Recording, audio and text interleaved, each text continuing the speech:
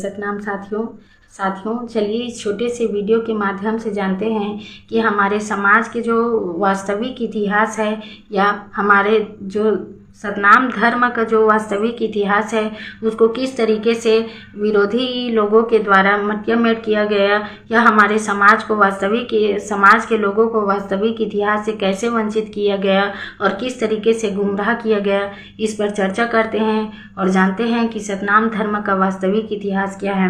आपने शिक्षा के अधिकार के बारे में इतिहास बताया, तो आपके शिक्षा के अधिकार में क्या परम पूज्य बाबा गुरु घासीदास जी, राजा गुरु बालक दास जी का कोई योगदान नहीं रहा? आपके इतिहास में क्या बालक दास जी का शिक्षा के अधिकार में कोई योगदान नहीं रहा? क्या इतिहास के पन्ने में क्या हमारे राजा पुरखों का कोई योगदान नहीं रहा? आपको एक चीज़ बताना चाहूँगी कि जिस इतिहास को आप बताते हो उस इतिहास को संविधान निर्माण से पहले ही राजा गुरु बालक दास जी ने शिक्षा का अधिकार, यह सब लोगों शिक्षा के अधिकार के प्रति लोगों को जागृत कर चुके थे। आपने नारी शक्ति के उत्थान के बारे में बताया, लेकिन आपने समाज की जो राजमाता गुरु माता है, ममतामयी सफरा माता सहोदरा ममतामयी मिनी माता जो प्रथम महिला सांसद थी, क्या नारियों की सामाजिक दयनीय दशा को सुधारने के लिए मिनी माता का क्या कोई योगदान नहीं रहा? आपने बरार प्रांत के प्रथम सांसद, महान स्वतंत्रता संग्राम सेनानी जो संविधान सभा के अहम सदस्य थे, जिन्होंने सतनामी लोगों को हक अधिकार दिलाया, आरक्षण दिलाया, क्या इनका सतनाम धर्म इतिहास में इनका कोई योगदान नहीं रहा? आप लोग हमेशा कहते हो कि धर्म तुम्हें घोड़ी पर चढ़ने का अधिकार नहीं देता, लेकिन आपको इतिहास को बताते हुए मैं एक चीज़ आपको बताना चाहूँगी कि आपके इतिहास में यह सब चीज़ अंकित नहीं है। तो इस वीडियो के माध्यम से जान लेना कि जिस समय आप लोग अपना इतिहास बता रहे थे उस समय शायद आपको नॉलेज नहीं रहा होगा। तो आप लोग ये बात याद रखना कि आप लोग हमेशा कहते हो कि धर्म कभी तुम्हें घोड़ी पर चढ़ने का अधिकार नहीं देता।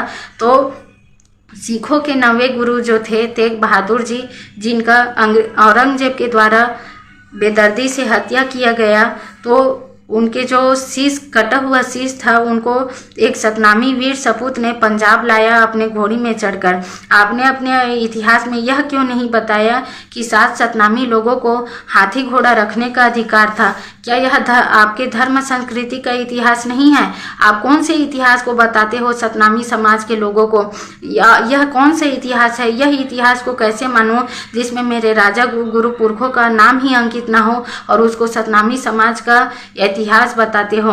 आपका इतिहास गलत है। मैं ऐसे इतिहास को कभी स्वीकार नहीं करूंगी जिसमें मेरे गुरु पुरखों के योगदान को कभी अंकित ही न किया गया हो, जबकि सभी लोग जानते हैं कि हमारे गुरु पुरखों ने हमारे हक अधिकार के लिए, हमारे आने वाले कल के लिए कितना योगदान दिए हैं। तो चलिए, आपने अपने इतिहास की बात कही, लेकिन आपने अपने इतिहास में यह नहीं बताया कि सतनामी समाज का एक अपार आध्यात्मिक गुरु, जो आध्यात्मिक शक्ति के ज्ञाता थे, गुरु अमरदास साहेब जी, जो हाथी में सवार होते थे, क्या आपके सतनामी समाज के जो वास्तविक इतिहास है, क्या इनमें उनका नाम उल्लेख होना चाहिए या नहीं?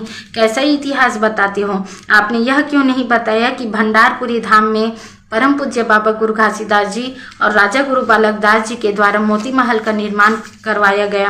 क्या यह आपका इतिहास नहीं है? आपने अपने इतिहास में यह क्यों नहीं बताया कि राजा गुरु बालक दास जी जब हाथी में चढ़ करके रावटी घुमा करते थे, जब सतनाम रावटी लगाया करते थे, तब बर्छी, भाला, तलवार और सेना भी रखा करते थे? आपने यह क्यों नहीं बताया कि उस समय जिस समय अंग्रेजी शासनकाल था, उस समय गुरु के पास 16 धन ढाबा था? आपने यह क्यों नहीं बताया कि शिक्षित बनो, संगठित रहो, संघर्ष करो? यह सब बातें समाज को जागृत करने के लिए राजा गुरु बालक दास जी ने संविधान निर्माण के पहले ही लोगों को जागृत करने के लिए किया था। गांव-गांव में जाकर के छड़ीदार, भंडारी, महंत, राजमहंत की व्यवस्था की, 7 गवां, 8 गवां, 100 गवां, यह सब बैठक की व्यवस्था की। क्या यह आपका धर्म संस्कृति का इतिहास नहीं है? कैसे इतिहास बताते हो कि जिसमें समाज मेरा गुमराह हो रहा है, अपने वास्तविक इतिहास को जान नहीं पा रहा है, पहचान नहीं पा रहा है, जिसमें उसका नाम ही अंकित ना हो, कैसे मान लूँ कि यह मेरा सतनामी समाज का इतिहास है। आपने यह क्यों नहीं बताया कि जिस हक अधिकार की बात करते हो वो राजनीतिक पार्टी के जन्म से पहले ही राजा गुरु बालक दास जी के द्वारा समाज को जागृत कर चुके थे।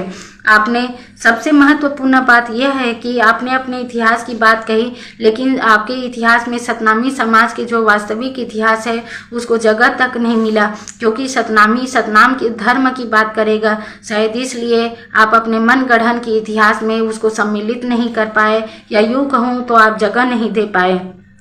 सतनामी समाज के गुरु महंत के बारे में नहीं बताते हो और कहते हो यह सब सतनामी इतिहास है, क्योंकि सतनामी समाज के गुरु महंत के बारे में आप इसलिए नहीं बताते हो क्योंकि इन्होंने सतनाम प्रचार प्रसार किया, लेकिन आप राजनीतिक प्रचार प्रसार कर रहे हो। तो कैसे मानूं उस इतिहास को कि वह मेरा सतनाम धर्म का इतिहास है। आप एक आंकड़ा में देखा जाए तो आप लोग सबसे पहले और सबसे ज़्यादा सतनामी समाज के इतिहास के ऊपर प्रश्न खड़ा करते हो। तो मैं आप लोगों को ये बताना चाहूँगी कि जो आपका जो दबदबा है वो समाज के भीतर ही है। आपका जो मनगढ़ंत की इतिहास है वो सतनामी समाज के ही अंदर है। आपका जो वास्तविक इतिहास जिसमें लोगों को भ्रमित कर रहे हो, एक न एक दिन मेरा समाज जागेगा और अपना वास्तविक इतिहास की ओर आगे बढ़ेगा और अपने आने वाले पीढ़ी को जागृत करेगा। आप लोग जब प्रश्न खड़ा करते हो तो हम लोग इसलिए चुप रहते हैं क्योंकि आप हमारे समाज के ही सदस्य हो। आप लोग हमें उकसाते हो, हमारे वास्तविक इतिहास के लिए हमारे इतिहास के साथ छेड़छाड़ करते हो। हम लोग आपसे इसलिए नहीं लड़ते क्योंकि हम आपको अपने समाज का एक अहम सदस्य समझते हैं।